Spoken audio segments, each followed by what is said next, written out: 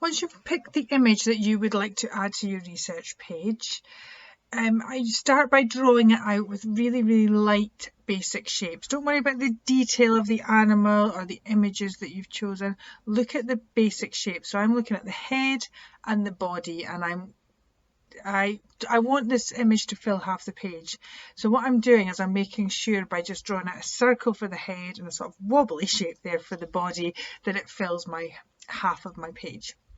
Once I'm happy with that I've got them kind of in the rough position, what I can then do is begin to refine the detail and add a little bit more detail and a more accurate shape to my drawing. So I look at the head and I can see it's bigger at the top and obviously narrower at the bottom.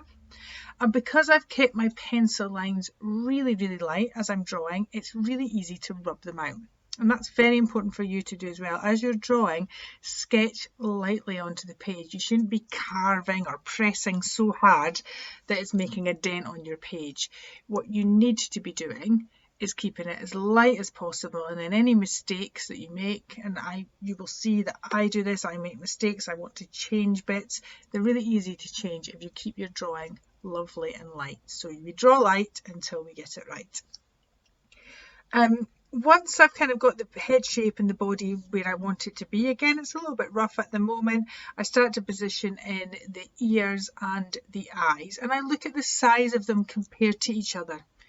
What I don't want to do is maybe have massive eyes and tiny ears, or vice versa. There is similar, the ears are a bit bigger, but the eyes and ears are a sort of similar size to each other. Once my eyes are sketched in, again very lightly, I'm going to draw in those lines down to the outside of the face. And as I begin to add in the mouth shape and the nose, that also starts to change the outline of the face shape again. And again, it's not a problem. I can rub that out because I'm keeping my drawing lovely and light. Look at them as basic shapes, as I say. Those basic shapes, the nose is more like a triangle. Your eyes are like circles, as are the ears. And the more sure I am that I've got my drawing in the right shape and the right size and the right scale, I can go over some of my lines to make them a little bolder. I still don't press hard.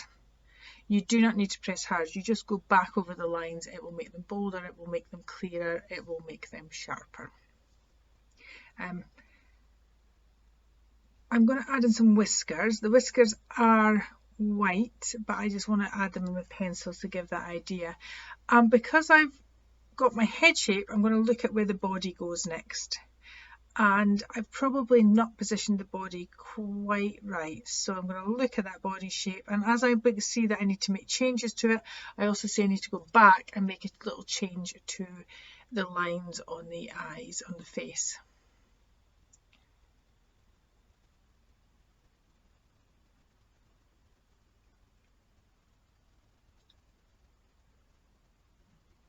Now that I'm happy that I've got the shapes that I want, I've got an accurate shape, it looks very similar to the image I'm copying from, I'm going to go ahead and add in some more detail.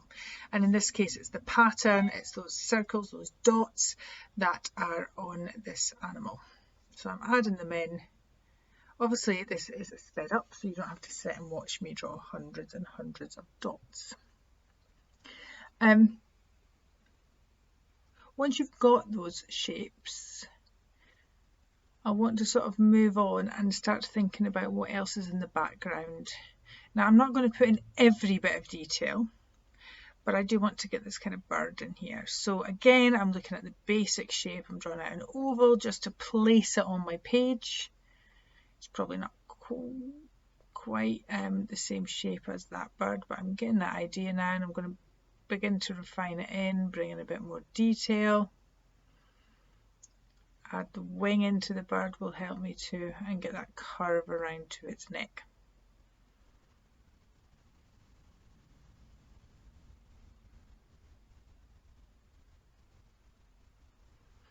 Now, you can decide how much of the background you would like to include. Obviously, in the background that I'm drawing here, I've got the flowers, I've got a couple of birds in there, and I've got the sort of black shapes as well behind those flowers. I don't think I want to include every bit of detail, but I want to give a flavour of that detail. So I'm going to spend a bit of time getting this bird right, and then I'm going to add in some flowers and some of the other shapes.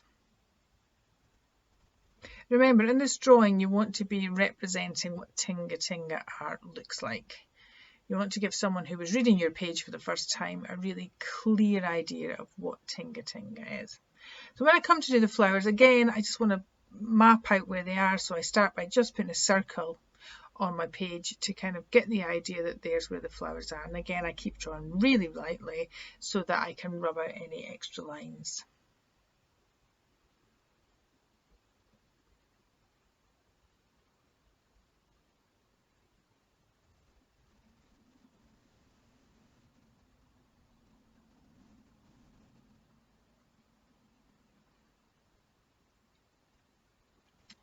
As I say, it's up to you how much of the background you would like to include. Obviously, if you would like to challenge yourself, you want to include more background. That is a good thing. If you feel that you want your focus to be on the animal with just a small amount of the background, that is also fine. I quite like this little bit in the bottom because it adds something to that big empty space. So I'm going to put that in, and then I'm quite happy with the body. So I'm going to go ahead and add in some of the pattern and some of the detail.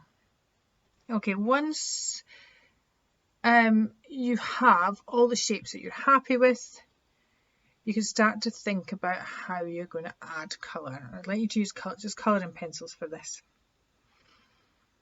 Now I'm sure as you've looked at tinga, you can see that the colours are vibrant. You've got these really bright, vivid colours, and that's what I want you to try and represent with your artwork. So using the colouring pencil, you don't want to use it kind of in a wishy-washy way, so there's lots of the paint shining through.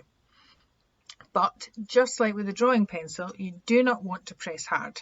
You want to build up the colour in layers. This way you get a richer colour and you'll get a more solid colour. So I'm starting by putting some yellow on, which is my lighter colour. And then I'm going to take a little bit of orange, and around the edge of some of the areas of the head, I'm going to bring in some orange. Now I've gone right over the dots. I'm not worried about the black dots at the moment. I can still see the pencil line shining through, so that's fine. And I'm building up a mixture of orange and yellow, and I'm layering them up. I'm trying to not put my pencil in all different directions and be really scribbly. I'm trying to keep it controlled and build it a feeling. So you can see on one side there, I've got a richer colour, and then once I've got that, I'm happy with that, I can go ahead and start adding in some of the black dots there.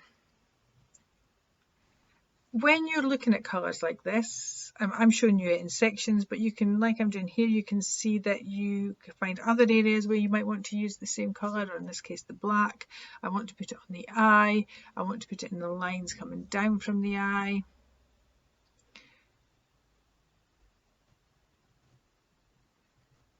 And as I look at the eye, and I'm looking back and forward at the image, I can see round the top of the eye, I've got this really kind of orangey colour, so I'm going to put that in. And again, maybe a little bit more that matches around the ear.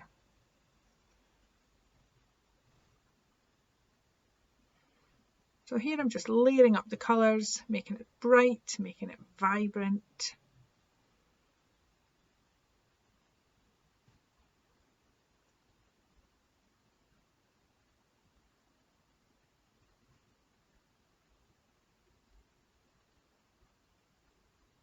Obviously adding in detail like the dots is going to take some time.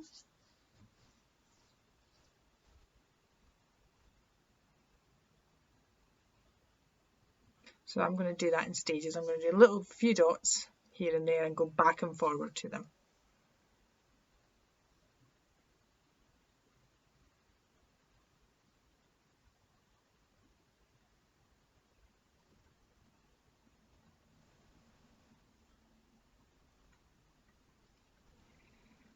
What I'm looking for a successful drawing is a really nice solid colour coming through on your animal and a solid colour coming through on your background.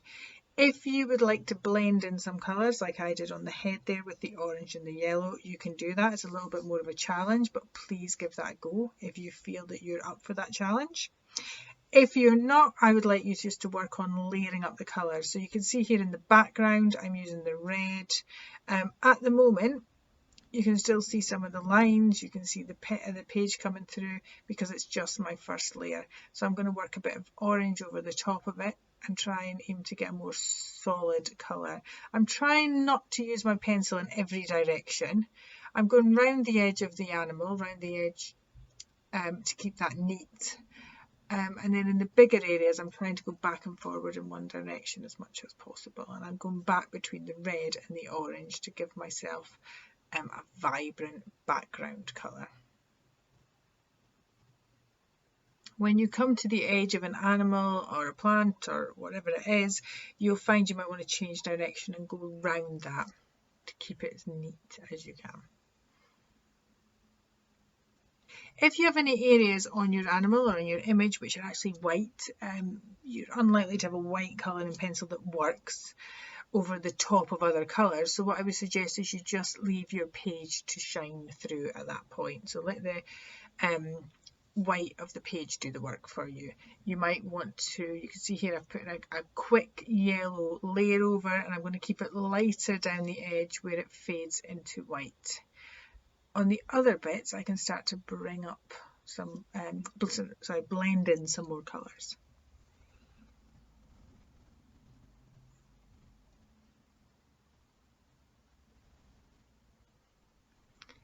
Keep thinking back to the tinga images you've seen. They're bright, they're vibrant, that's what you want to create as well.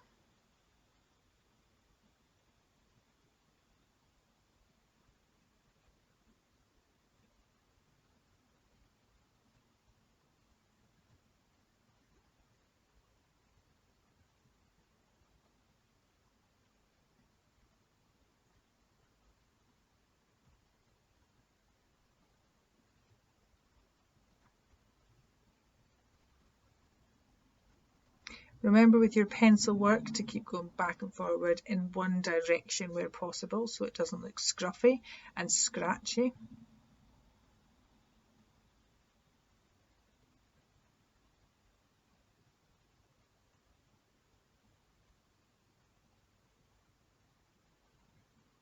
And once you're happy with the base layer, if you've got any patterns or details, you can start adding them on top.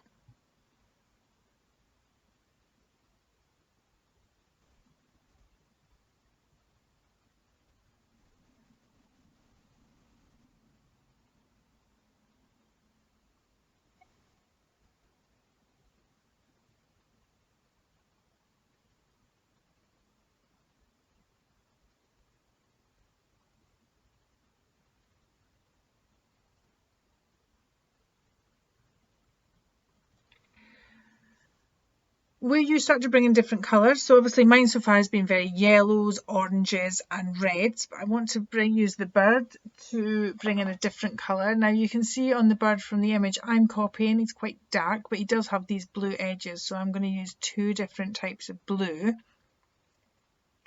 to create this kind of a bit more of a blended effect.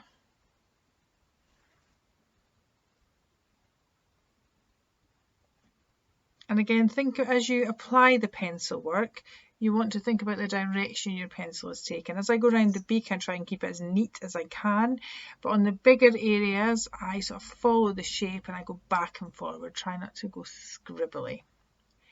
The two blue colouring pencils I've got are actually, although they look very different, they're quite similar when they go on the page, so I'm going to add in a little bit of black in areas. I'm going to try and blend that back and forward just to give myself a different kind of colour, a darker kind of colour, and I can layer that with blue on top of black and black on top of blue. Now all this pencil work I am not at any point pressing down. I do not feel my pencil is going through my page. It's not going to make a dent on the next page down.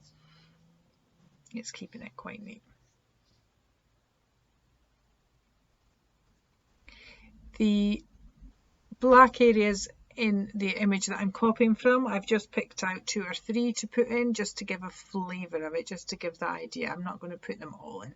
I'm going to use quite a lot of red for the background, and I'm going to work on the flowers, and again I use the same red in the centre. and I use some of the blue around the edges. Okay, so now it's your turn. You have hopefully picked your image and now you'll be able to draw out. Remember, I want half the page filled, accurate shapes, keep it light until you get it right, and then you can start to add in your colour and do some blending.